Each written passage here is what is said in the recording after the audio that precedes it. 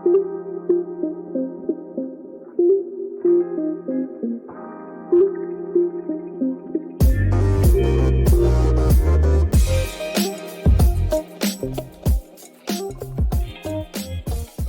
good morning, good afternoon, good evening, depending on where you are in the world. Welcome to the 2M podcast, which is a conversation between two seasoned journalists with a combined experience of 40 years. My name is Julie Masiga, and with me is... Clay Muganda.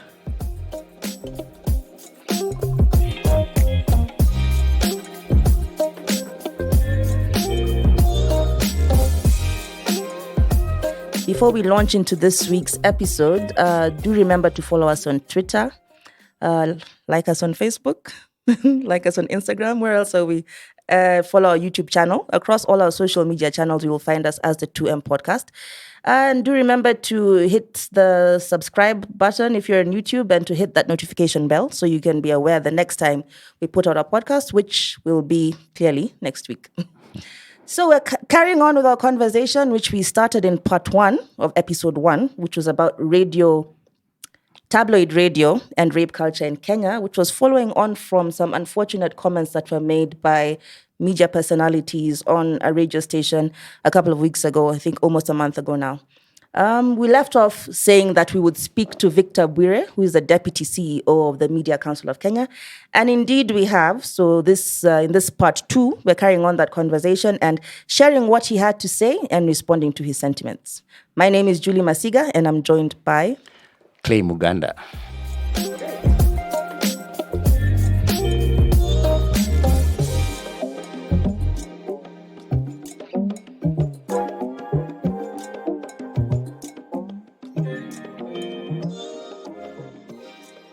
Okay, so last week we were discussing basically how we got to this place where radio presenters feel emboldened to make comments on air that are not very savory. And in this particular case, making fun of or belittling a woman who had been the victim of gender-based violence. And we discussed a lot of things, and one of the key things that we touched on in that first part was regulation.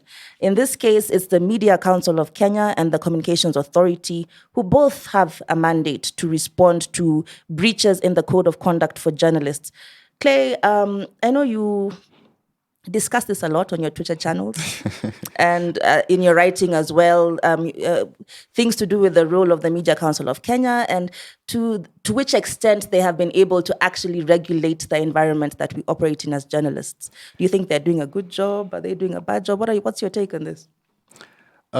Yes and no. It's very difficult to pin this down on MCK and say like, okay, fine, in this particular case, they did a good job. Because as I mentioned the other time, is that for them, while this kind of culture was growing, where this kind of, what we call it, tabloid radio was growing, to them it was that it was more or less like the media space is growing, and they were quite happy about it. So even if they have any regulations, or if at all they have any steps, I think sometimes it comes a bit too little, too late. And that's what has emboldened these people all these years. And for us to get to a point where somebody can talk about gender violence so casually, you see, because I don't think they've been doing much. Yes, probably in other segments they do better. They do a good job, and that's why I said yes and no. Mm-hmm. Probably in other segments of their regulatory mandate, they do a better job. But I think in this one, I still don't think that they're up to it. They've not stepped up to the plate, and they've not done a good job as... Please don't bring in is that cricket or is that American football? Anyway, that's interesting that you say that, because from my conversation with Victor, he said that they were actually the first responders to those comments made on radio at that time. And they reached out to the media house, Radio Africa, and did give them a show cause letter and asked them to explain themselves per the systems that the Media Council has in place to address breaches in the Code of Conduct. So you can't really say that they don't do much, because in this particular instance, they responded first. What do you expect? I mean, like, there's no way MCK is going to say, like, yes, here we failed, or here we did not do, I mean, this thing we reacted a bit too late. They would not say that. They'll definitely have to defend themselves. I'm not attacking MCK per se. Mm-hmm. I mean, I get my I get my press card from Media Council of Kenya, and if anything, They can revoke it.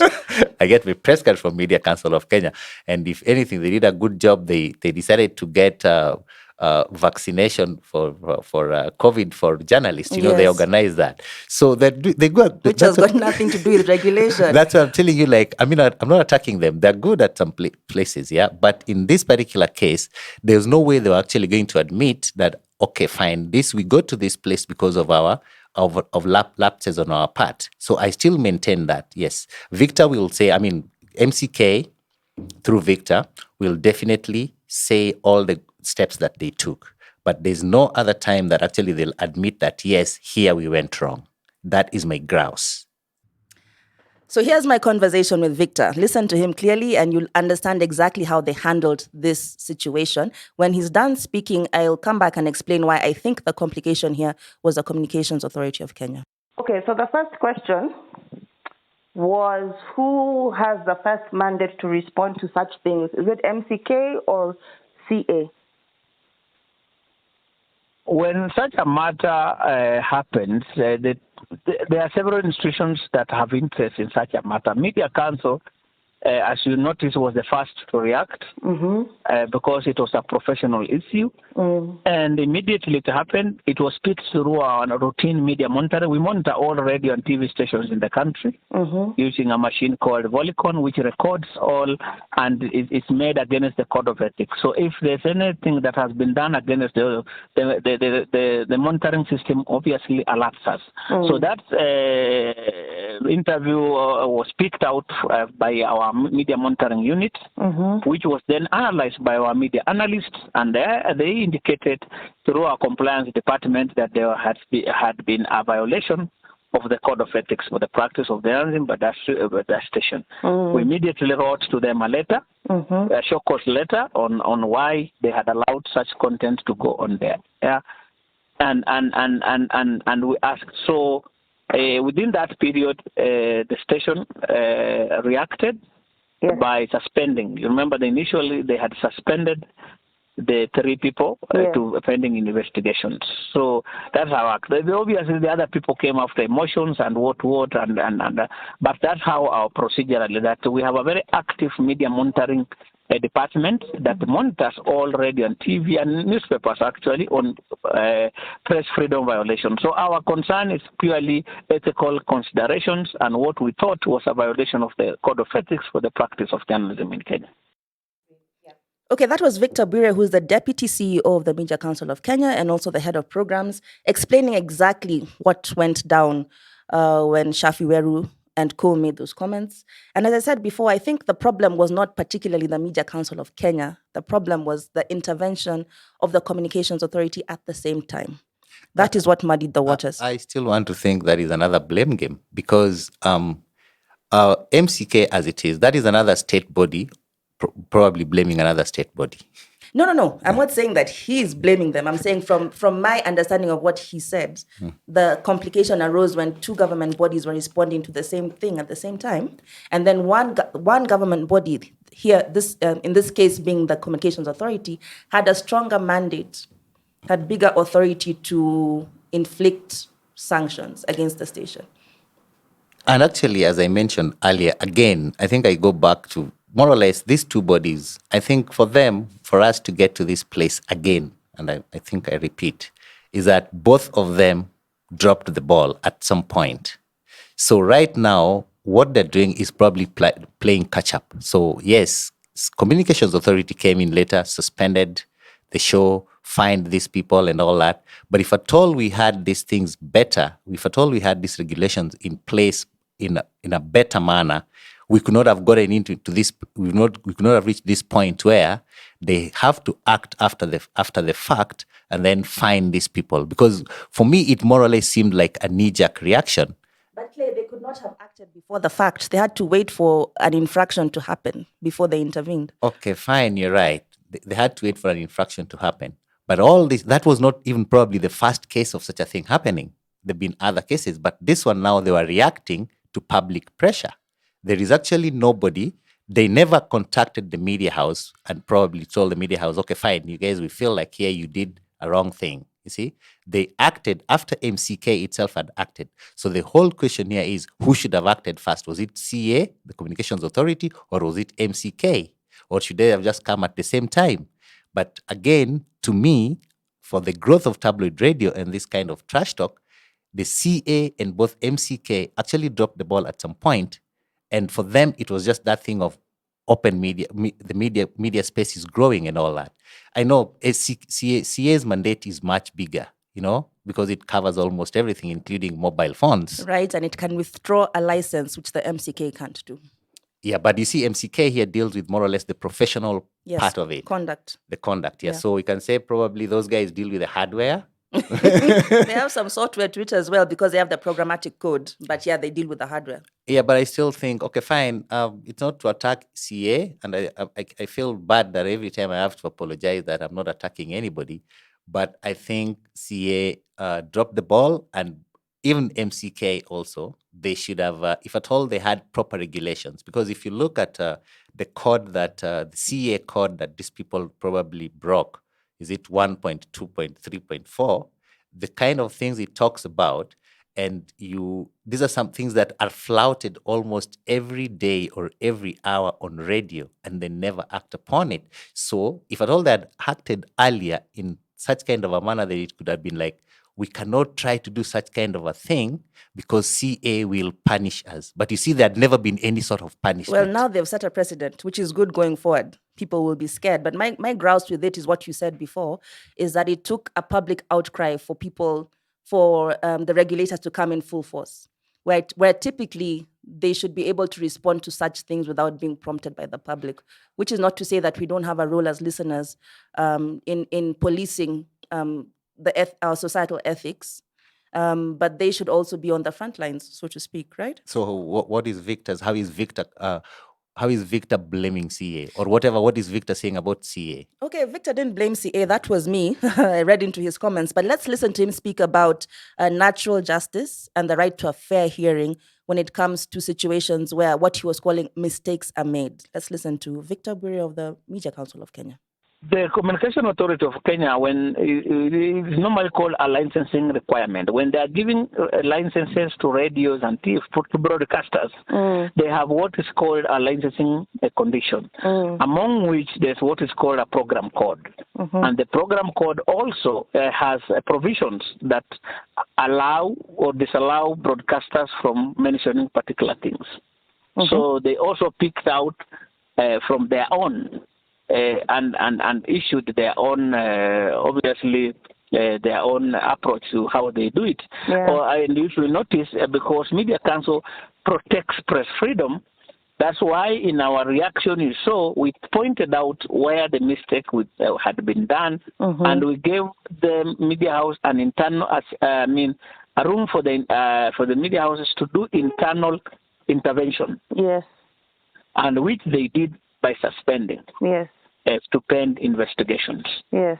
And from there again, then we noticed that from the procedural thing was either Media Council on behalf of the public to file a complaint in the Complaints Commission.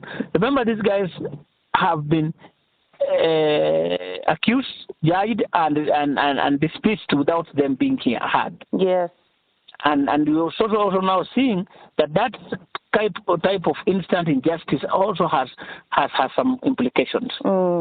That we have, the law provides, yes, a mistake was done, but there are procedures. There was supposed somebody to file a complaints commission, either at the Media Council Complaints Commission. These guys are given a chance, they're heard, then a verdict is made, upon which an appeal can be made and the process continues. But when we start instant injustice or justice like the way we did, where it's assumed, and obviously you have seen they will be they might also take action because they are saying they were never given a chance. Right, so Mr. Bwire there is saying that no matter what mistake you make, if you can call insensitivity towards gender violence a mistake, no matter what mistake you make, you deserve a fair hearing. And in his opinion, those three presenters did not get any hearing at all. They were kind of summarily dismissed amidst a huge hue and cry from the public. And as much as I feel that crimes against women or anything that justifies violence against women is a crime that is a crime where the perpetrator should not be given any kind of hearing. I have to agree with him. The laws of natural justice, you should be allowed to be heard. Explain yourself, why you said what you said, defend your position, and then let due process take its course from there. So am I allowed to blame us listeners for that? What do you want to blame us for? Okay, fine. There was so much noise that sometimes we never even listen to ourselves. So everything gets lost in that noise. Everything gets drowned out, like the one you've talked about, the law of natural justice. Yes. Or is it? It's that, eh? Yeah, law of natural justice, which means fairness. Generally, keep to the principles of fairness and give people the right to be heard. But you see, I think probably we can, in as much as we make noise, we can actually excuse us this time for this noise, because probably, if at all we did not make that noise, maybe nothing was going to happen. So I think it's good sometimes to make noise. But even if we make that noise, I think the best thing to do is still to follow that law of natural justice. Justice, right. Yeah, we need to follow that. Whether you're a murderer or whatever you are, you deserve a fair hearing. But I think also sometimes we resort to that is because our voices are always drowned out, and they're not drowned out by voices from anywhere else. They're drowned out by our own voices. There are too many people speaking at the same time. We talk at each other. So actually, whoever is making sense sometimes never gets drowned out. Gets drowned out. Yeah. So we also make so much noise, and as listeners, we actually made this thing grow, because these people talk this way, and we cheer them from the sidelines, and the ratings go up. Because of us listeners. So I think also, in as much as we made noise and these people acted and stuff like that, I think we also have to take some responsibility as listeners. Not that, yes, it's not something that people will say, oh, they're blaming the people for causing that. No, we have to take responsibility because we made those people grow. These things don't grow in a vacuum. I agree. In as much as we created a monster, when that monster acts monster-like and does something that we don't like, that monster should still be given a right to a fair hearing. I think what happened, and this is what Victor Bwire also talks about, shortly you'll hear him talking about what he calls corporate terrorism. What really lit a match to this flame, in addition to people complaining, was the fact that East African breweries issued a statement saying that they were going to withdraw their advertising because of the nature of that program. They were not happy with the tone of the program. So let's listen to Victor Bwire talking about what he has termed corporate terrorism. And probably that's some of the challenges. This big, it's called corporate terrorism, sort of, because if we are going to allow, if this is going to be allowed, that advertisers are going to determine editorial content of a station. Yes. Then it also becomes a challenge that advertiser, and remember under Article 34, you say media should be independent of government, proprietorial, business, or commercial interests. Yes. But if we start allowing advertisers to make judgment or to make decisions that because of an editorial content, they will either terminate or determine or cancel the adverts. You see, they are doing largely now editorial influencing. We are seeing commercial interests now determining how people manage it. It becomes a big threat to press freedom. It becomes, and it should not be entertained at all. And where we are not saying that the corporates cannot raise if there's a mistake, or if a media house has done a mistake through the editorial, let the procedural way be followed, action be taken as provided for in law. But if we allow advertisers to start saying, because I am sure in the and somebody raised that matter one time it will be asked. We were told, have you seen even those cancelled contracts? They just say it might just be a statement to say we have cancelled, but what are the implications? Did they cancel? Have we seen a cancelled contract? Or if they were going to cancel, was whatever cost of the editorial content part of the contractual obligation? was there a contractual obligation, a contractual provision between EBL and Red Africa Book to say, if your editorial content will do this, we'll cancel your contract. So that then we also be aware that, yes, even now advertisers are including editorial-related matters in their commercial contracts. Yes. So there's a big cloud over it. And yes, we accept a mistake was happened. This is a professional mistake. And by setting up media council, complaints commission, multimedia, it was anticipated that the media can make a mistake. Yes. That's why we put their regulators. That's why we put their complaints mechanism. It was expected that media is not a perfect industry. Yes. People can make mistakes, and if they make mistakes, let's follow a due process of handling the mistake. Great. So again, you can accuse me of whatever you want to accuse me of, Clay, but I want to agree with Victor Bwire here again, in the sense that what about editorial freedom of the press? What about an independent media? All these things are guaranteed not only in our constitution, but in other laws that control the media in this country. We should operate free of corporate interests, government interests, even the interests of the academic world. But when you have a big corporate such as EABL trying to dictate content, in as much as that content was not right, aren't we on a slippery slope to the point where big business is going to take over the airwaves? It's the economy.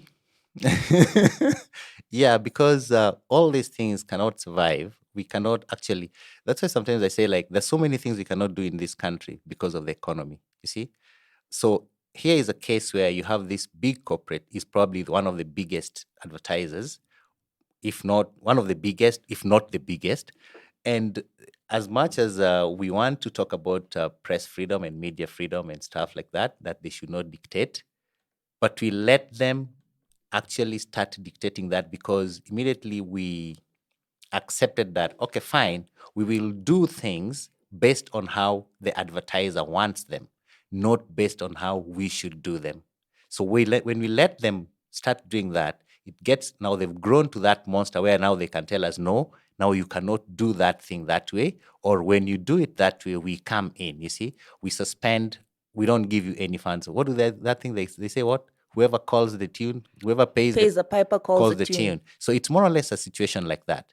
But at the same time, even as I blame MCK and CA and the listeners, actually the corporates also, they let this thing get to where it has reached. But do corporates have a responsibility to police what's happening on the airwaves? Not actually what happens on the airwaves, but my point is, for them also, anytime this tabloid media was growing, tabloid radio was growing, for them it was another avenue for them to sell their wares, to reach more clients and all that, you see. So they, even as much as they can actually now dictate, they cannot escape blame.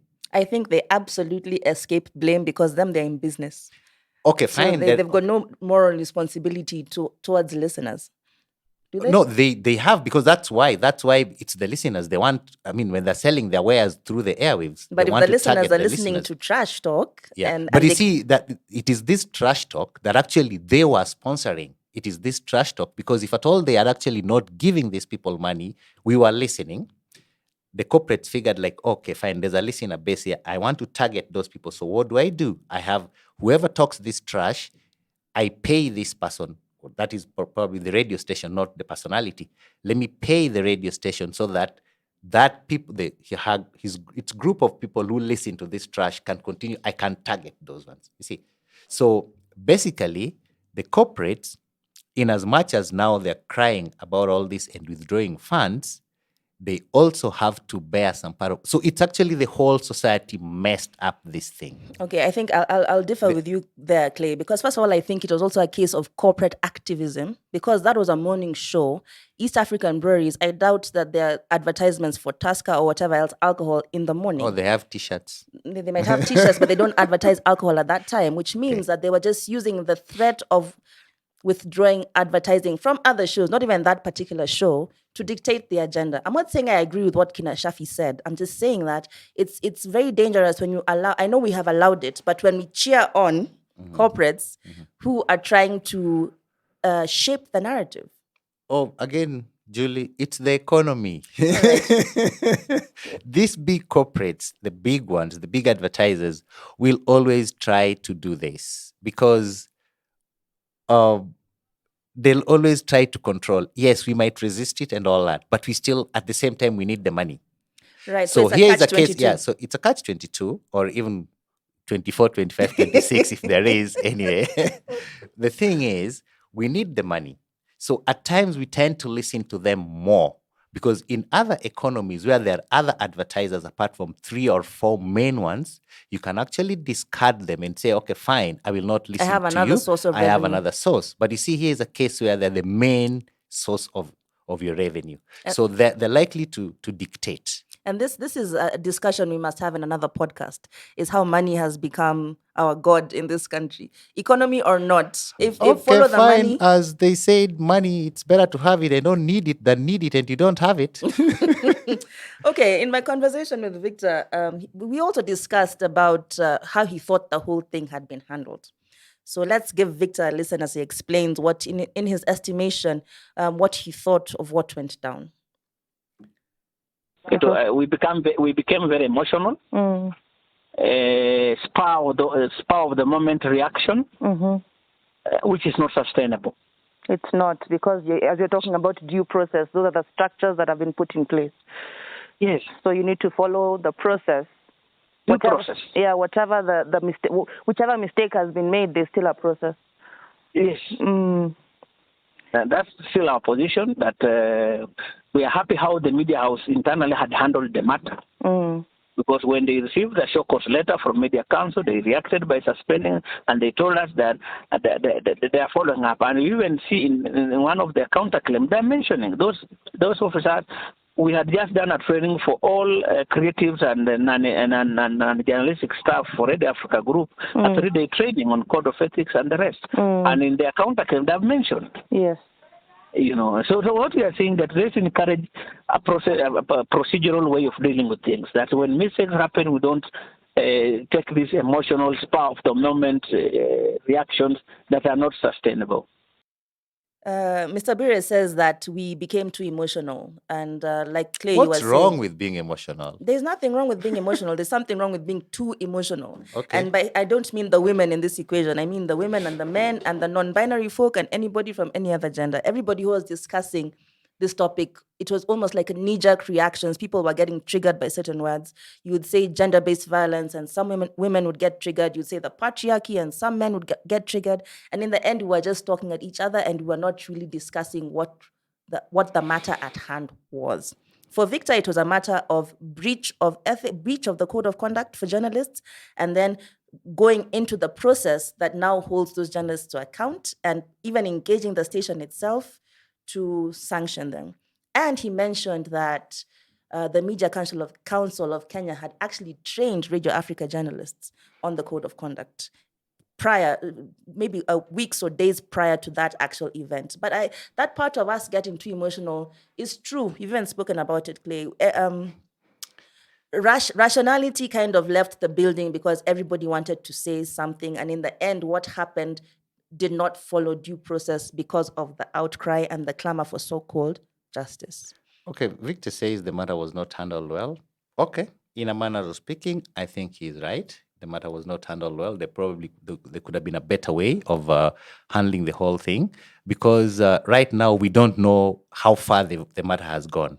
And in as much as we cannot even use it as an example, because maybe like you lawyers, you do these things like, what is that thing called? Precedence or something? Where because you don't know how far these guys have gone with this thing. So I think it was handled more in public. It was like everybody was playing to the gallery. More like, okay, fine, this is the procedure that we need to follow. So I would tend to agree with Victor that it was not handled well. But at the same time, I will tend to think that was probably the only way that it could have been handled. Yes, because other instances, people feel that when we keep quiet, then nobody listens to us. So people feel that, okay, fine, let's make all this noise. Whichever noise goes through, and that is what takes let action be taken through that, whoever is the noisiest, the loudest in this noise. So I think the people who got their way or got justice, the other guys can say that, okay, fine, they never got justice.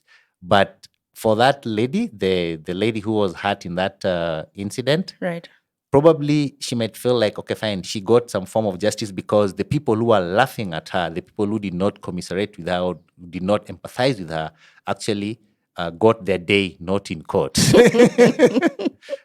but in the eyes, in the court of public opinion. In the court of public opinion, and at least some action was taken. And this one comes back to what I said another time. At times that just report, even if you feel that Twitter is your police station, report. Something might come from it. Don't say that I will not report. So I think also, yes, people made noise and something happened. So for me, at least something happened. That's good. Okay, I just want to say something about reporting, because it's not easy for not even particularly, for women and men victims of violence or sexual-based violence to come forward because of the ridicule. You're also worried that people won't listen to you. So it's a big step when somebody actually reports, like the lady did, to the actual police. But I do agree that get the word out there. What I feel about this whole situation is that a line has been drawn in the sand. We've been talking about regulation and how MCK and CA tend to be playing catch-up with radio stations that are perhaps running riot. But the way that the CA and MCK and even EABL and other corporates came down so hard on those three men who made those comments has definitely set a precedent that going forward, if you're going to make those kind of comments, these are going to be the consequences. So I think that's a win for women in this particular case. And I also think it also exposed remember in the 80s, or was it the 90s, when the song was Send Your Girl Child to School, and the girl child was so downtrodden, and so much money and effort was put into lifting women up to at least the same level as men. I think what has happened, or what is happening, is that women came to the same level and somehow seem to be edging ahead just slightly. A lot of the backlash was about, why do women feel that they can demand consequences for bad behavior when men are the perpetrators? But I think now we are seeing that that level playing field that people talk about so often, I think we're kind of getting to that place. Okay, fine. So the means, the end justifies the means, or the means justify the end? In this particular case, even this mishmash of means has resulted in a good end. Yeah, that's why I'm saying, like, okay, fine. Legally, Victor can say it was not handled well. But actually, I think if we can call this justice, I think justice was probably achieved.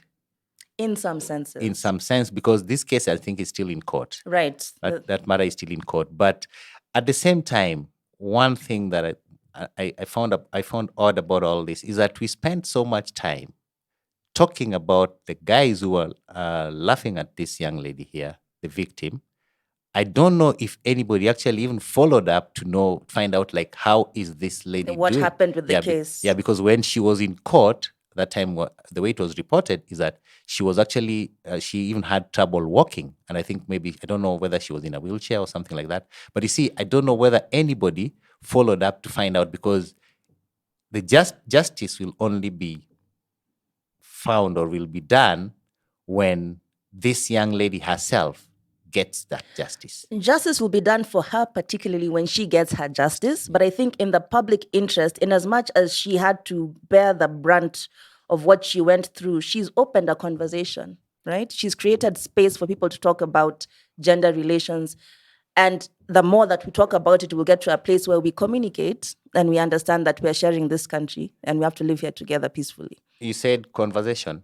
Yes. Okay, fine. I'm talking about in the public interest. For her, as a woman, hopefully she gets justice from the court system. But for women everywhere in Kenya, as I say, that line has been drawn in the sand. Going forward, you don't take things so casually when you're speaking about violence, whether it's a man or a woman, because that engenders violence even deeper in society because you give people permission. So where does that leave us now as Tabloid Radio. Tabloid Radio. Like I say, people have been put on notice. Be careful what you say. People have also understood, if they didn't understand before, that there's actually a code of conduct. There are journalistic ethics that people are obligated by law to follow in this country. So in that sense, that's also good. I think that's what, going forward, I think what probably CA and MCK, especially MCK, they need to do is, like they mentioned about the training.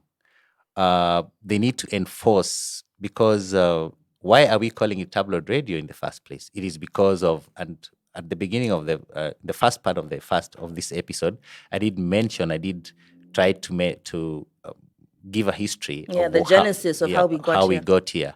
So I think right now, because we've gotten to this level, they still can try to claw back and maybe now do much more training, so that people, because some of these people actually do not know about those ethics. So I think MCK now, as they say, kazi kwao. Exactly. Yeah, I think they need to do much more than that. Yeah. I was going to say, Victor Bwire, thank you so much, but kazi kwako. Yeah, and I think with that, can we close this chapter on Tabloid Radio, or it will never end? It probably will never end, but for this episodes, part 1 and 2, I think it can end nicely on that note. Okay, fine. So, good people, thanks for listening. Oh, and you say good night, good morning, good afternoon, good evening. Oh, wherever you are, and thanks for listening. My name is Clay Muganda. And my name is Julie Masiga. Until next week. Oh, this is a 2M podcast.